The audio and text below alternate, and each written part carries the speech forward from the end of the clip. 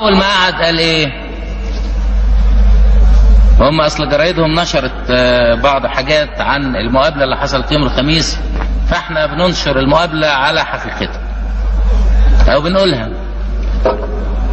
جاء يوم الخميس ومعاه وفد سوري، واول ما قعد جه الساعه 7 وقال ان اللي حصل النهارده يدينا المبرر في التسريحات اللي طلعناها من الجيش.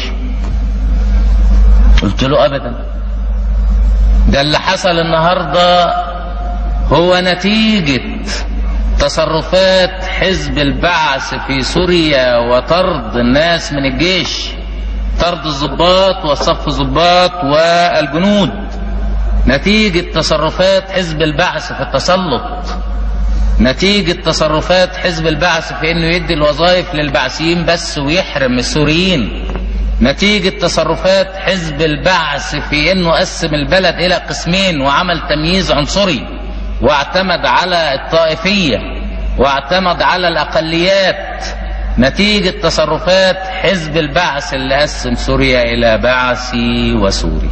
البعث ليه كل شيء والسوري ليس له اي شيء.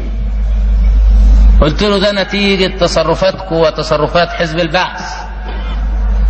إذا كنتوا اتهمتوا المناضلين بالجبن وطلعتوا بيان وقلتوا إن فلان وفلان وفلان دول جبناء، قلت له والله أنا لو منهم ومش لاقي حاجة لاجيب العصاية واجي أحطها في عين أي واحد منكم عشان أثبت إن أنا مش جبان، لأن إزاي تطلع بيان عملي بيان علني وتقول إن أنا جبان؟ هذا الكلام قلته له.